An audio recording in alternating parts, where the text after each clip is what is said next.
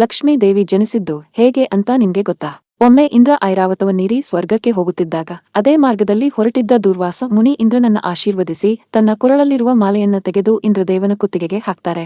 ಆದ್ರೆ ಗರ್ವದಿಂದ ಮೆರೆಯುತ್ತಿದ್ದ ಇಂದ್ರ ಛೇ ಛೇ ಎನ್ನುತ್ತಾ ಕುತ್ತಿಗೆಯಲ್ಲಿದ್ದ ಹೂವಿನ ಹಾರ ತೆಗೆದು ತನ್ನ ಐರಾವತನ ಮೇಲೆ ಹಾಕ್ತಾನೆ.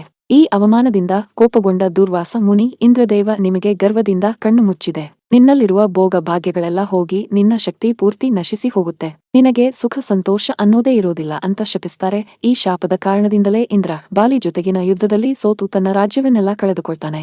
ಆಗ ಎಲ್ಲಾ ದೇವತೆಗಳು ವಿಷ್ಣುವಿನ ಮೊರೆ ಹೋಗ್ತಾರೆ. ಕ್ಷೀರಸಾಗರದಲ್ಲಿ ಮಂಥನ ಮಾಡಿ ಅಮೃತ ಕುಡಿಯಿರಿ, ಆಗ ನಿಮ್ಮ ಶಕ್ತಿಗಳೆಲ್ಲ ಮರಳಿ ಬರುತ್ತವೆ ಅಂತ ವಿಷ್ಣು ಹೇಳ್ತಾರೆ. ಅದರಂತೆ ರಾಕ್ಷಸರು ಮತ್ತು ದೇವತೆಗಳ ನಡುವೆ ನಡೆದ ಸಮುದ್ರ ಮಂಥನದಲ್ಲಿ ಅನೇಕ ರೀತಿಯ ಶಕ್ತಿಯಾಲಿ ವಸ್ತುಗಳು, ಆಯುಧಗಳು, ಜೀವಿಗಳು ಮತ್ತು ವಿಷ ಬಂತು. ಇನ್ನು ಇದರಿಂದಲೇ ಲಕ್ಷ್ಮೀ ದೇವಿ ಕೂಡ ಬರ್ತಾಳೆ. ವಿಷ್ಣುವಿನನ್ನು ನೋಡಿ ಮನಸೋತು ಮದುವೆಯಾಗಿ ದನಕ್ಕೆ ದೇವತೆಯಾಗ್ತಾಳೆ.